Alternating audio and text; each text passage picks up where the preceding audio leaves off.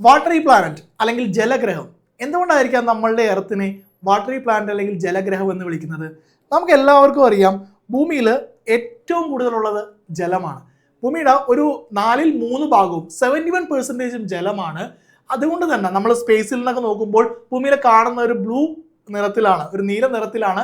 അതുകൊണ്ട് തന്നെ നമ്മൾ ഭൂമിയെ വിളിക്കുന്ന മറ്റൊരു, കൂടുതൽ ജലമായതുകൊണ്ട് ഭൂമിയെ വിളിക്കുന്ന മറ്റൊരു പേരാണ് വാട്ടറി പ്ലാനറ്റ് അല്ലെങ്കിൽ ജലഗ്രഹം. പക്ഷേ നമുക്ക് എല്ലാവർക്കും അറിയാവുന്ന വേറൊരു കാര്യമുണ്ട്. ഇത്രയധികം വെള്ളം ഉണ്ടായിട്ടും എന്തുകൊണ്ടാണ് ഭൂമിയിൽ നമുക്ക് കുടിക്കാനായിട്ട് അല്ലെങ്കിൽ നമ്മുടെ ആവശ്യത്തിനുള്ള ജലം പൈസ കൊടുത്ത് വാങ്ങേണ്ടി വരുന്നത്? അതിൻ്റെ റീസൺ ഈ ഒരു മാപ്പ് കണ്ടാൽ നിങ്ങൾക്ക് മനസ്സിലാവും. വേറെ ഒന്നുമല്ല, ഭൂമിയിലുള്ള വെള്ളത്തിൻ്റെ 97% ഓഷ്യനിലും കടലിലൊക്കെ ആയിട്ട് സലൈൻ വാട്ടറാണ്, ഉപ്പുവെള്ളം, ലവണജലമാണ്. ആകെ ഉപയോഗിക്കാൻ പറ്റുന്ന ശുദ്ധജലം അല്ലെങ്കിൽ പ്യുവർ വാട്ടറുള്ള 3%. ആ 3%ൽ തന്നെ 2.67% എന്താണ്, നമുക്ക് ആക്സസ് ചെയ്യാൻ പറ്റില്ല, നമുക്ക് ഉപയോഗിക്കാൻ പറ്റില്ല. അതിങ്ങനെ അന്റാർട്ടിക്കയിലെ ഐസായിട്ടും പാറക്കടിയിലൊക്കെ കിടക്കുകയാണ്, നമുക്ക് എടുക്കാൻ പറ്റില്ല. ആകെ നമുക്ക് ഉപയോഗിക്കാൻ വരുന്ന എത്രയേ ഉള്ളൂ?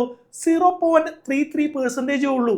അപ്പോൾ അടുത്ത ഡൗട്ട് വന്നു, ആകെ ഇത്രയും ജലമുള്ളൂ, ഇതെങ്ങനെ നമുക്ക് ഇതെന്താ തീർന്നു പോകാതെ? അതിനൊരു റീസൺ കൂടിയുണ്ട്. അതിൻ്റെ റീസണാണ് നിങ്ങൾ അടുത്ത കാണാൻ പോകുന്ന ഡയഗ്രാം.